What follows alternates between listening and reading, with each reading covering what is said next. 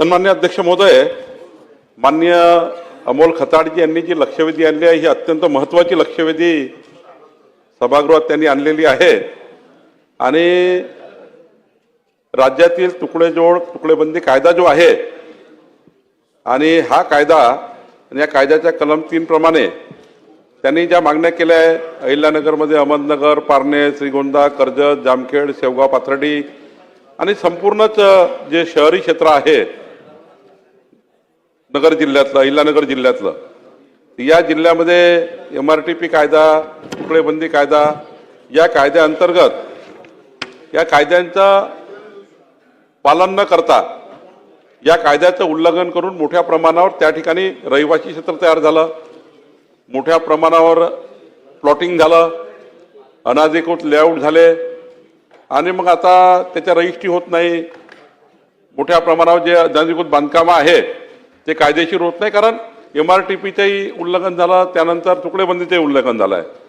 आणि खऱ्या अर्थाने तुकडेबंदी कायदा आपल्याला माहिती आहे की राज्यातील शेतजमिनीत जी काही कृषी उत्पादन आहे याची अधिक चांगली वाढ व्हावी, त्याचे तुकडे जास्त पडू नये, त्यामुळं मोठ्या प्रमाणावर तुकडेबंदी कायदा या राज्यामध्ये आपण त्या ठिकाणी हा 1947चा कायदा आहे.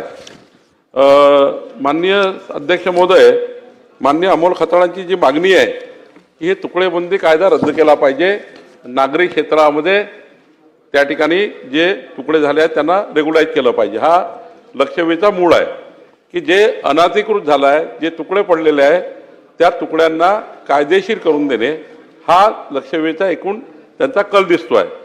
अध्यक्ष महोदय, या ठिकाणी आपण विचार करतो आहे की माननीय मुख्यमंत्री महोदयांशी याबद्दलची माझी प्राथमिक चर्चा झाली आहे. तर जे महानगरपालिका, नगरपालिका, नगरपंचायती ज्या हद्दी आहेत त्या हद्दीमध्ये आणि जे आपले PMRDA, NMRDA जे विशेष प्राधिकरण आपण तयार केले त्यामध्ये आणि ज्या ठिकाणी निवासी, वाणिज्य, औद्योगिक विकास होतो आहे त्या ठिकाणी काही अकृषिक भाग आपण केला त्या परिसरामध्ये आणि ज्या ठिकाणी MRTP ॲक्ट प्रमाणे जे 200 मीटर क्षेत्र असतं गावालगत 200 मीटरपर्यंत आपण अकृषिक वापर करता येतं. म्हणजे 1,500 लोकसंख्येच्या गावाला तर आपण 500 मीटरपर्यंत करता येतं, बाकी इतर गावांना 200 मीटरपर्यंत अकृषिक वापर करता येतं. या भागामध्ये तुकडेबंदी कायदा रद्द करून त्या ठिकाणी त्यांना 1 गुंठ्यापर्यंत तुकडा हा अलाउ केला पाहिजे अशी मागणी लक्षवेधीमध्ये आहे. तर अध्यक्ष महोदय, आपण या ठिकाणी एक लवकरच नोटिफिकेशन काढतो आहे. 1 जानेवारी 2025 पर्यंत सभागृहाच्या सर्व सदस्यांना माझी या ठिकाणी अत्यंत महत्त्वाची लक्षवेधी आहे आणि सर्वच मतदारसंघाकरता महत्त्वाची आहे. तर 1 जानेवारी 2025 पर्यंत जे काही तुकडे झाले आहेत 1 गुंठ्यापर्यंत 1000 फूटचा प्लॉट लोकांनी घेतलेला आहे, पण आता तो रेग्युलाइज होऊ शकत नाही, रजिस्ट्री होत नाही, कारण तुकडेबंदी कायदा आहे. त्यामुळं आता नागरी भागामध्ये, नागरी क्षेत्रामध्ये 1 जानेवारी 2025 पर्यंत आपण या ठिकाणी या तुकडेबंदी कायदा शिथिल करून त्या ठिकाणी जेवढे काही आता ते झाले आहेत, पण हे करताना मात्र त्यांना त्या ठिकाणी जे लेआउटमध्ये रस्ते आहेत त्या ठिकाणी काही जे त्या ठिकाणी UDCPR त्यांचे जे आहेत त्यांचाही विचार करून आपल्याला हे या ठिकाणी SOP तयार करावी लागेल. तुकडेबंदी कायदा तर आपण काढून टाकू अमोल खताळजी, पण याला एक SOP तयार करावी लागेल. जी SOP या ठिकाणी मी 15 दिवसामध्ये SOP तयार करतो आहे आणि त्याचे अधिकार क्षेत्र जे आहे मी या ठिकाणी आपले ACS महसूल, ACS UD 1 आणि जमाबंदी आयुक्त आणि IGR या चौघाची कमिटी करून केवळ तुकडेबंदी कायदा निरस्त केल्याने होणार नाही, पण या कमिटीने नेमका हा तुकडा जो झाला आहे त्या तुकड्याची रजिस्ट्री कशी होणार, त्या तुकड्याला कायदेशीर कसं करून घेणार, त्यांचे प्राधिकरण RL कसं देणार, सर्व करायला लागेल. नाही तर काय होईल, दलाल घुसतील आणि पुन्हा लोकांना लुटतील. त्यामुळं एक चांगली SOP तयार करू आणि पुढच्या 15 दिवसामध्ये, आता तर मी तुकडेबंदी कायदा माननीय मुख्यमंत्र्यांच्या अनुमतीने नोटिफिकेशन काढून कमी करून देईल, पण सोबतच एक SOP आपण या ठिकाणी देतो आहे ज्यातनं या महाराष्ट्रातल्या 50 लाख वडेट्टीवार साहेब, जयंत पाटील साहेब, 50 लाख परिवाराचा प्रश्न निर्माण झाला, 50 लाख परिवाराचा. त्यामुळे यामध्ये आपण जातोय समोर 1 जानेवारी 2025ला कट ऑफ डेट ठेवून, पण यानंतर मात्र एवढी CPR प्रमाणे जावं लागेल, नियोजन प्राधिकरणाच्या नियमानेच जावं लागेल. आता त्या ठिकाणी पुढच्या काळामध्ये हे असे अवैध बांधकामं, अवैध प्लॉटिंग हे नितीन राऊत साहेब रेग्युलर करता येणार नाही. पण 1 जानेवारी 25 पर्यंत जे आता तुमच्याही मतदारसंघात, सर्वच मतदारसंघात हे झालं आहे, त्यामुळं ही तुकडेबंदी कायदा या भागाकरता निरस्त करण्याचा विचार शासन करताय. जयंत पाटील साहेब करू. पण हे तुमची सूचना महत्वाची आहे की आता शहरीकरण वाढत असल्यामुळे पुढे त्या ठिकाणी गुंठे पडणारच आहे. तर जी SOP येणार आहे, आपण त्यांना गुंठेवारी तुकडेबंदी कायद्यातनं तुकडेबंदी कायदा हा कमीच करणार आहे भागामध्ये. या भागात पुढे तुकडेबंदी कायदा राहणार नाही. म्हणजे आपण एकदा नोटिफिकेशन काढलं की शहरी भागाकरता तुकडेबंदी कायदा राहणार नाही, गावठाणाच्या 200 मीटरपर्यंत राहणार नाही, प्राधिकरणामध्ये राहणार नाही. तो तुकडेबंदी कायदा जो आहे तो आपण रद्द करतोय. पण पुढच्या काळात SOP पाळावी लागेल. तुकडा झाला तरी तुकडेबंदी कायदा तर नसणार आहे, पण या SOPनंच पुढच्या काळात रेग्युलेशन करता येईल, एवढंच या ठिकाणी सांगायचं. विजय वडेट्टीवार महोदय, एक चांगला निर्णय होय, शहरामध्ये करणार. जेवढे नियोजन प्राधिकरण आहे, PMRDA, NMRDA, नगरपंचायत, महानगरपालिका, सर्वीकडे तुकडेबंदी कायदा हा 1 गुंठ्यापर्यंत निरस्त करणार. आणि हा कायदा निरस्त केल्यावर जी SOP तयार करणार त्या SOP प्रमाणे आपल्याला आपले बांधकाम अधिकृत करता येणार. अध्यक्ष महोदय, 15 दिवसात.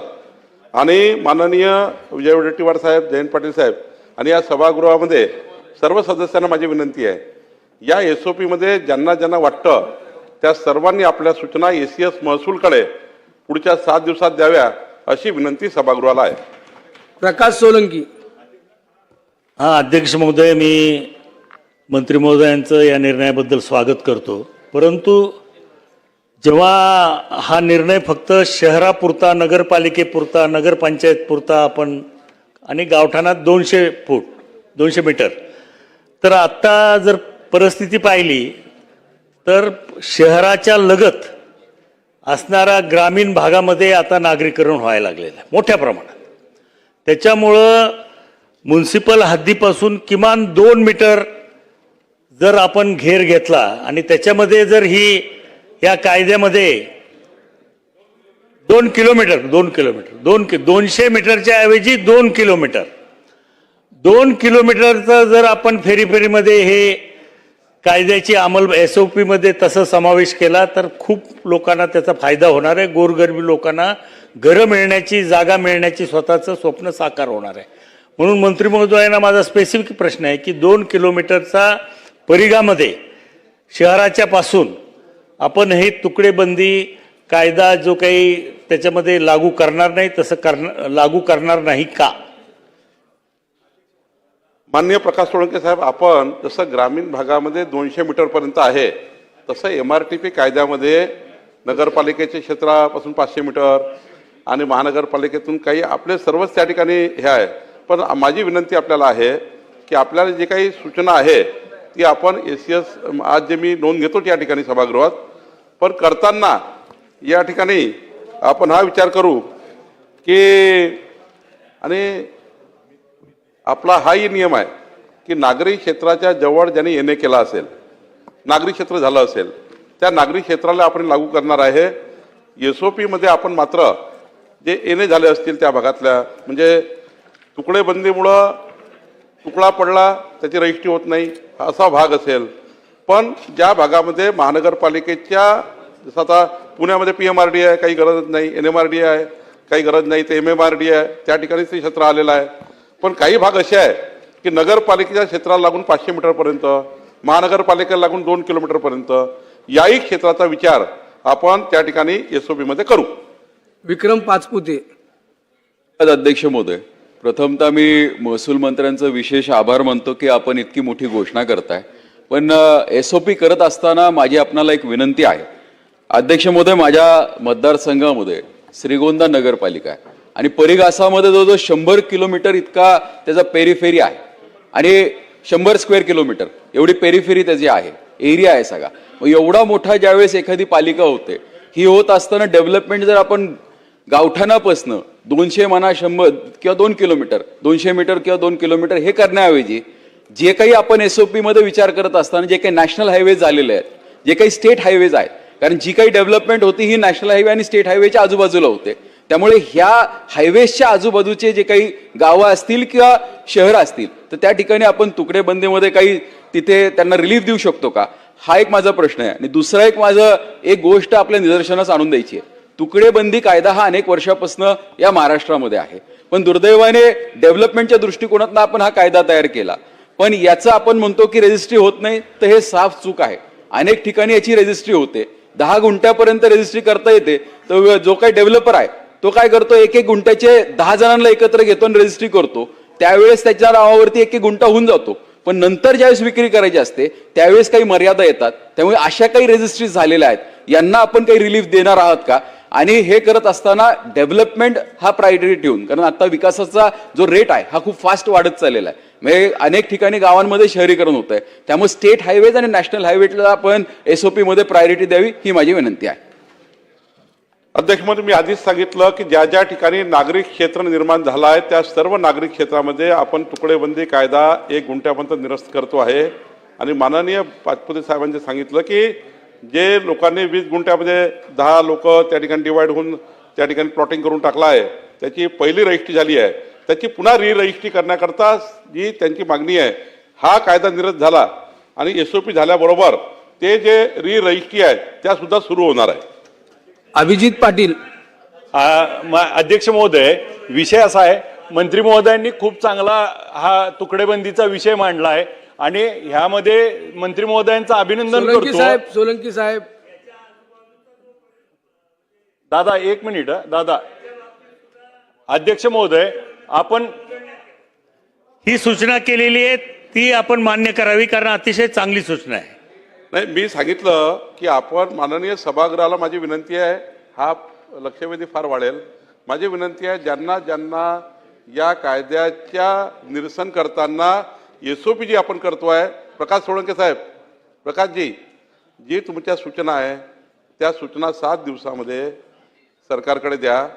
त्या सर्व सूचनांचा विचार करून आणि पुढच्या 2047च्या विकसित महाराष्ट्राचा विचार करून आमचे मुख्यमंत्री माननीय देवेंद्र फडणवीसजींनी जो विकसित महाराष्ट्राचा संकल्प केला आहे त्या संकल्पाला साजेसं असलेलं सर्व कामं, सर्व विचार या SOP मध्ये करण्यात येईल.